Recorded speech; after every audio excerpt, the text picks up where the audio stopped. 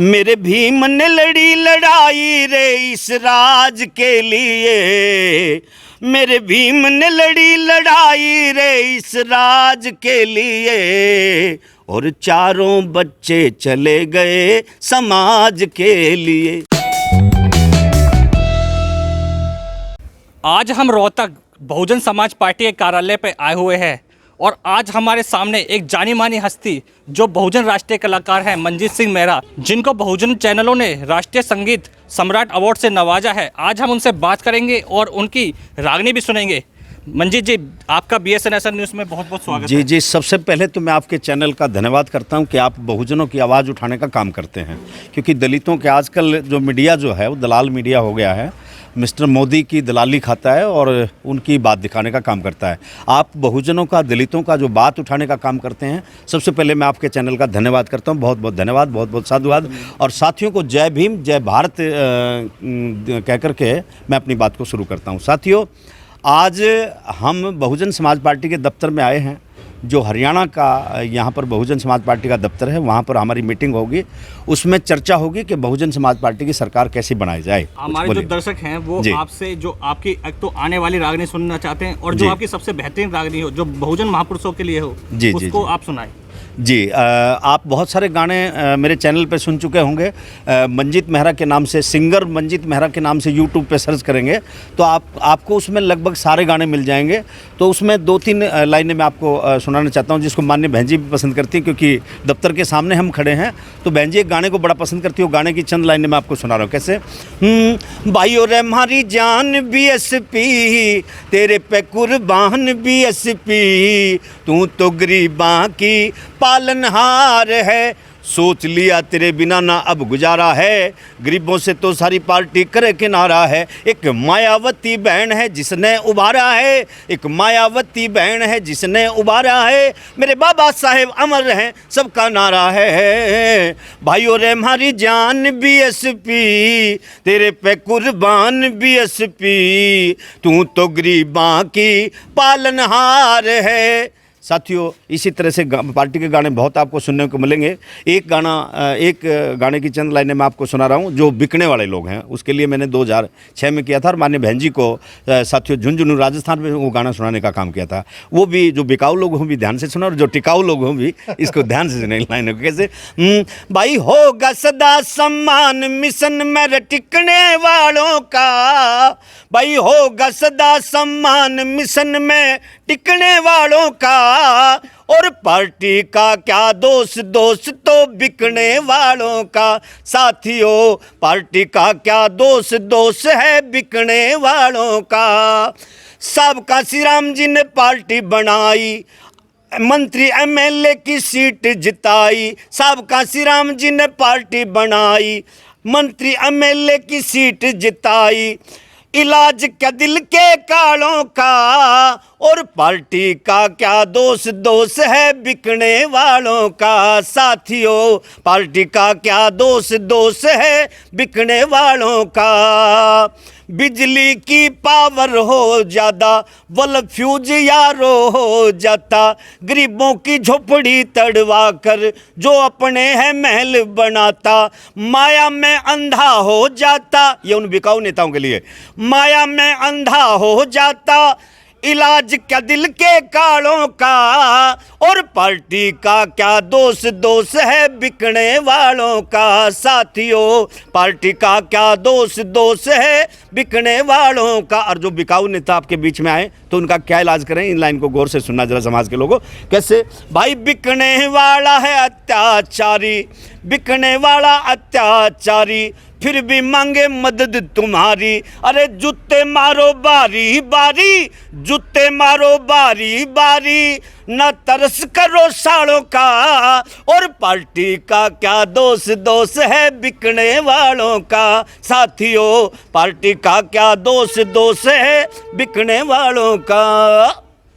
तो ये तो आपने साथियों पार्टी का सुना, बाकी गीत तो आप बहुत सुनते हैं। मान्यवर कांशीराम जी ने ना बिकने वाला समाज बनाना चाहते थे। जी जी जी जी आपको क्या लगता है कि हमारा जो समाज है, बहुजन समाज, जी जी क्या वो ना बिकने वाला बन पाया अभी? बिल्कुल बनेगा बनेगा बनेगा बनेगा। थोड़ा टाइम तो लगता है हर चीज़ में।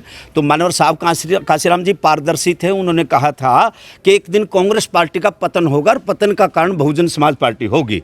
और वो साथियों आपने देख लिया, कांग्रेस पार्टी का पतन हो गया और पतन करने वाले हम ही लोग हैं, बहुजन समाज पार्टी के लोग हैं। लेकिन मानवर काशीराम साहब ने एक बात कही थी कि जैसे ही कांग्रेस पार्टी का पतन होगा उसके तुरंत बाद बीजेपी का उदय होगा। और बीजेपी अगर कुत्ते के गले में पट्टा बांधेगी, वो भी मंत्री और विधायक बन करके निकलेगा। लेकिन साथियों मानवर काशीराम साहब पारदर्शी थे। उन्होंने एक बात और कही थी कि बीजेपी का पतन उसके कर्मों से होगा, उसके कुकर्मों से होगा। जैसे आज मेडिकल कॉलेज बनाने की बजाय, स्कूल बनाने की बजाय ये लोग राम मंदिर बनाने का काम कर रहे हैं। और कोरोना की आड़ में आज गरीब लोग भूखे मर रहे हैं, सबका रोजगार छीन लिया गया, सारे डिपार्टमेंटों को प्राइवेट करने का काम अब मिस्टर मोदी जी आज कर रहे हैं। तो ये देश के लिए बहुत बड़ा छल है। इसलिए ऐसे निकम्मे राजा से हमें बचना चाहिए।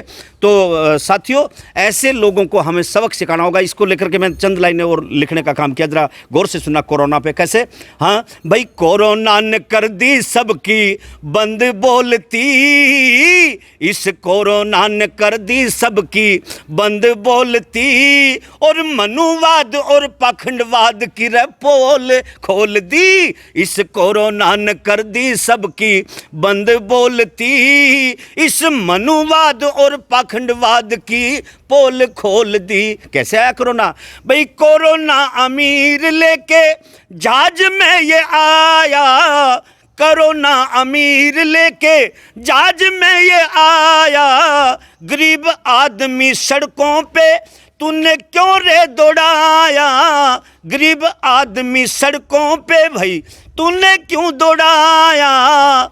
और पुलिस प्रशासन, अगर पुलिस प्रशासन और डॉक्टर लोग नहीं होते तो साथियों ये देश के अंदर बहुत तराई तराई मचने का काम करती है। जिसको शाबाशी देनी चाहिए उसको देनी चाहिए।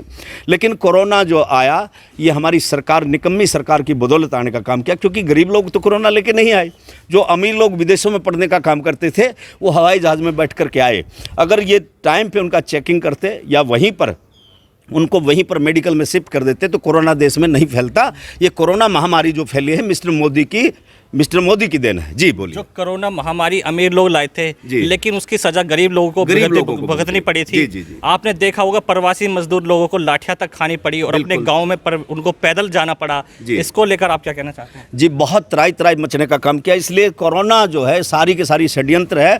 कोरोना की आड़ में इन लोगों ने राम मंदिर बनाने का काम किया और राम मंदिर के अंदर 200 किलो का घंटा टांगने का काम किया। लेकिन साथियों घंटा बजाने से तुम्हारा कुछ नहीं होने वाला। अगर कुछ होगा, कोरोना से अगर निपटारा किया जा सकता है, किसी बीमारी का इलाज होता है तो मेडिकल से होता है। अच्छे डॉक्टरों को भर्ती करते, अच्छे मेडिकल बनाते, IIT बनाते, MIT बनाते और स्कूल कॉलेज बनाते। लेकिन ये सरकार नहीं चाहती कि इस देश के लोग पढ़ें। ये चाहते हैं कि इस देश के लोग पाखंड में ज़्यादा जाएं, टाल बजाएं। बाबा साहब अम्बेडकर ने कहा था जब सुबह उठते हो तो 2 घंटियाँ सुनाई देंगी आपको। 1 घंटी विद्यालय की बजेगी, 1 घंटी मंदिर की बजेगी। अगर मंदिर की तरफ जाओगे तो पढ़े लिखे लोग भी बेवकूफ़ बन करके निकलेंगे, अगर विद्यालय की तरफ जाओगे तो मंद बुद्धि के लोग भी विद्वान बन करके निकलेंगे। हमें बाबा साहब की बात को फॉलो करना है। जी। कोरोना में 2 एपिसोड देखने को मिले। जी। प्रधानमंत्री जी ने कहा ताली थाली, तो लोगों ने ताली थाली बजाई। उसके बाद उन्होंने दिए का एपिसोड चलाया। जी। इसको लेकर प्रधानमंत्री से आप क्या कहना चाहते हैं कि कोरोना क्या वास्तव में चला गया? अरे ताली और थाली बजाने से अगर कोरोना जाता तो मैं साला घंटा बजाता, छत पे चढ़ के ड्राम पीट देता। ऐसा कुछ नहीं होता। अगर कोरोना कोई बीमारी का निपटारा होगा तो डॉक्टर लोग करेंगे, मेडिकल करेगा, सुविधाएं करेगी। लेकिन सुविधाएं तो ये सरकार देने का काम नहीं कर रही। लेकिन ये सरकार पाखंड फैलाने का काम करती है। ताली बजा के, थाली बजा के, इस तरह से अगर कोरोना जाता है तो इस देश के अंदर पढ़ने पढ़ाने की जरूरत नहीं होती। टाल बजाते चलो मेरे भाई, मंदिरों में अगर सारा काम हो जाए तो फिर पढ़ने पढ़ाने की क्या जरूरत है? प्रधानमंत्री जी ने राम मंदिर का शिलान्यास किया है, उससे SC ST और माइनॉरिटी और OBC के लोगों का कितना भला होगा? अरे इसमें कुछ भला होने वाला नहीं है। अगर SC ST माइनॉरिटी के लोगों को अगर अपना भला करना है तो पढ़ाई में ध्यान देना पड़ेगा, अपने बिजनेस बढ़ाने पड़ेंगे, अपने कारोबार को करना पड़ेगा, तभी जाकर के आपका भला हो सकता है। अन्यथा टाल बजाने से तुम्हारा सर्वनाश होगा। एक तीसरी फैल चालाक व्यक्ति पीला परना बांध के आपको शिक्षा देने का काम करता है। इसलिए ऐसे षड्यंत्रकारी लोगों से हमें बचना होगा। तो मैं जो आपका जो नया गाना आने वाला है उसकी जो लाइन है आप हमारे दर्शकों को जरूर सुनाइए। सर ये अभी रिकॉर्ड नहीं हुआ है लेकिन आप आपने फरमाइश कर दी तो अभी चंद लाइनें लिखने का काम किया है। मैं ये लाइनें आपके बीच में दोहरा रहा हूँ, आशा हूँ आपको पसंद आएंगी। कैसे? मेरे भीम ने लड़ी लड़ाई रे इस राज के लिए, मेरे भीम ने लड़ी लड़ाई रे इस राज के लिए, और चारों बच्चे चले गए समाज के लिए। साथियों, चारों बच्चे चले गए समाज के लिए। और चंद लाइनें मैंने माता बहनों के बारे में लिखी हैं, क्योंकि माता बहनें तो उनकी भी थी, लेकिन उनको उन पे भी तरस नहीं आया। उन्होंने कहा, जो रामायण में लिखा गया तुलसीदास जी ने, उन्होंने कहा कि पशु ढोल ग्वार शूद्र नारी सब ताड़न के अधिकारी। तो इस लाइन को लेकर के मैंने नारी जाति की जो पीड़ा है वो इस लाइनों में उतारने का काम किया। कैसे? तेरी थी ये किस्मत माड़ी, तेरे तन पे नहीं थी साड़ी, तेरी थी ये किस्मत माड़ी, तेरे तन पे नहीं थी साड़ी, गैरों के हाथों आए दिन तू होती थी उघाड़ी, गैरों के हाथों आए दिन तू होती थी उघाड़ी, तू रही तरसती जीवन भर इस लाज के लिए, तू रही तरसती जीवन भर इस लाज के लिए, अरे चारों बच्चे चले गए इस समाज के लिए, भाई चारों बच्चे चले गए समाज के लिए, मेरे भीम ने लड़ी लड़ाई रे इस राज के लिए, ये चारों बच्चे चले गए समाज के लिए, ये चारों बच्चे चले गए समाज के लिए। मंजीत जी, एक आखिरी सवाल लेते, अब बहुजन समाज को क्या करना चाहिए? बहुजन समाज इसी बात से मेरी समझ लें, आज मोदी लोग करते हैं, कहते हैं कि मोदी झूठ बोलता है। भाई झूठ तो बोलेगा, उसकी पार्टी का ही नाम झूठा है। देखो शब्दों का उच्चारण करके देखो, बी और जे और पी, बीजेपी, बी फॉर बहुत, जे फॉर झूठी और पी फॉर पार्टी, बहुत झूठी पार्टी। लेकिन सच्ची कौन है? अरे ध्यान से देखो ना यार, सच्ची है बहन कुमारी मायावती की पार्टी, मनोहर साहब श्री कांशीराम की पार्टी और हमारी पार्टी, जिसका नाम साफ सुथरा है। क्या है? BSP। बी माने बहुत, एस माने सच्ची और पी फॉर पार्टी। हम जो कहते हैं वो करके दिखाने का काम करते हैं। इसलिए बहुजन समाज के लोगों से मेरी अपील है, इधर उधर ना जाएं, अपना घर मजबूत करें, बहुजन समाज पार्टी ज्वाइन करें और बहुजन समाज पार्टी को भी वोट दें। भाई सभी साथियों, जितने भी लोग मुझे सुन पा रहे हैं, सभी साथियों से मेरी अपील है, जो BSA हमारा चैनल है, इस चैनल को सारे के सारे साथी सब्सक्राइब करें और घंटी भी बजाएं और हमारे नीरज भाई का सहयोग भी करने का काम करें। ये अपना जो भी अकाउंट नंबर वगैरह हो वो मैसेज कर देंगे। तो साथियों, क्योंकि ये बहुजन समाज के चैनल हैं, ये आपके ही खर्चे से चलने का काम करते हैं, क्योंकि इनको वो लोग तो सहयोग कर नहीं पाते, जो लोग उनको सहयोग करते हैं वो तो उससे पूछते हैं आम कैसे खाया जाता है। आप मेरी बात को समझ रहे होंगे। तो वो जो दलाल मीडिया है, वो मीडिया सच आपको नहीं दिखाने का काम करती, जो आपको सच दिखाने का काम करती है, उन चैनलों को आप मदद करें, उन्हीं को देखें और उन चैनलों को मत देखें। थैंक यू बहुत। अगर आपको ये खबर अच्छी लगी तो लाइक करें, ज़्यादा से ज़्यादा शेयर करें और चैनल को ज़रूर सब्सक्राइब करें। धन्यवाद।